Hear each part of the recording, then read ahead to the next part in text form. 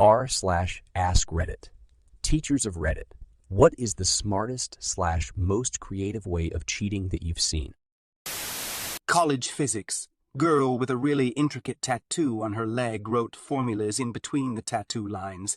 Even looking closely, you couldn't tell unless you knew what you were looking for. You could tell it was test day because she wore shorts. My bio department examines any visible tattoos before lab exams. Thought that was a little over the top, but I guess there's a reason for it. In school, I found a pen that you could store a piece of paper inside. Wrote all the formulas for a test on it in minuscule handwriting. The process of doing that made me remember them all, so I never actually looked at the pen in the test. Luckily, at university, we got given a huge folder with pretty much every formula needed written inside it for exams. Knowing what formulas exist and how / when to use them is much more important than endless memorization. There was a class that allowed you to bring one sheet of handwritten notes to exams. I knew a guy that created a font of his own handwriting and used to print the entire study guide onto a piece of notebook paper, front and back. He even set the font color to pencil gray and managed to get the margins and spacing exactly right to look like it had been handwritten. Modern problems require modern solutions. Age-old problem.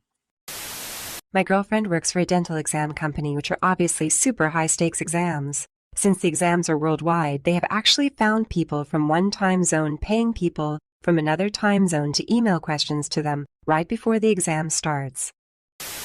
My exams that used a graphic calculator, T84, required us to show the examiners a proof of reset screen before the paper started, so instead of actually studying for my papers, I painstakingly redrew the proof of reset, screen pixel by pixel in the Ti84's pixel art program, and stored all my notes in it.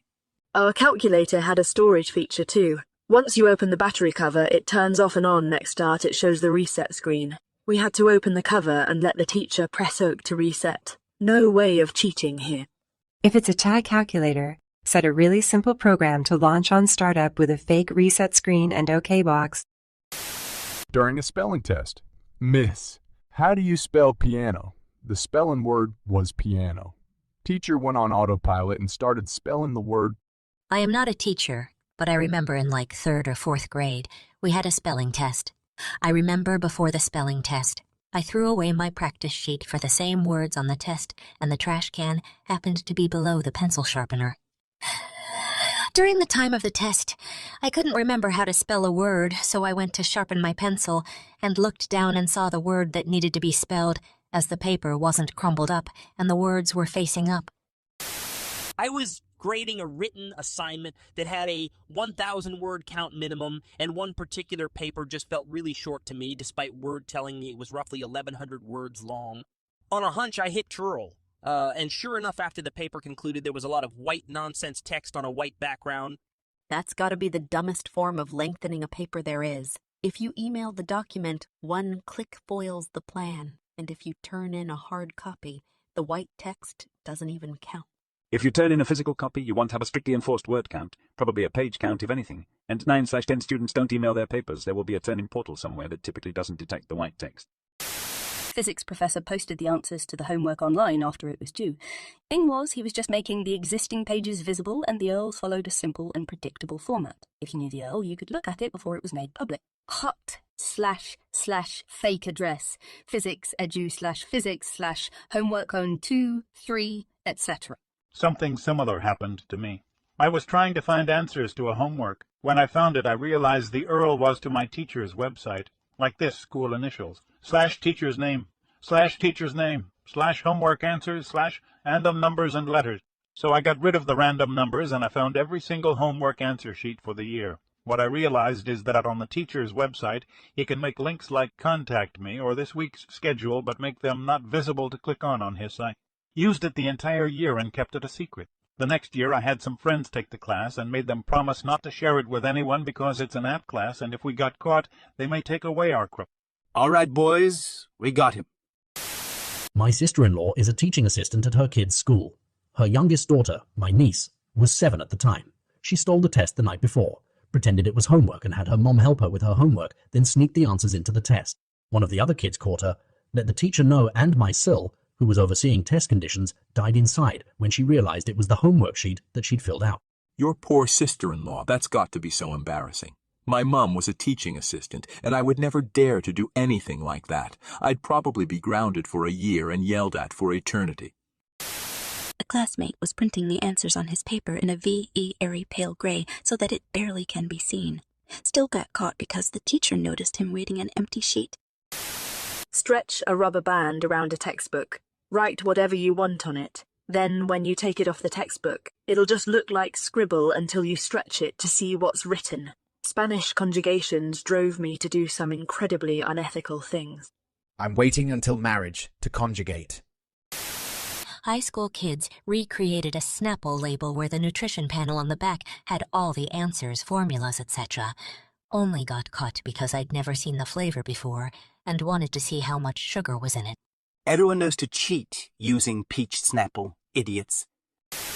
As a student, I remember when my entire year level was accused of cheating as the test results came back consistently high. What the teachers failed to realize was that some of the answers were actually hidden in other questions. So if you got stuck on one question, you could find the answer later on in another question. An example would be, this was a Japanese language test. What does a Japanese language test? What does this word mean? And later on, a question would use that word in context, so you would understand what that word meant. Yes, I know exactly what you mean. That's definitely a good test-taking strategy. And it's nearly all my tests had some questions like this.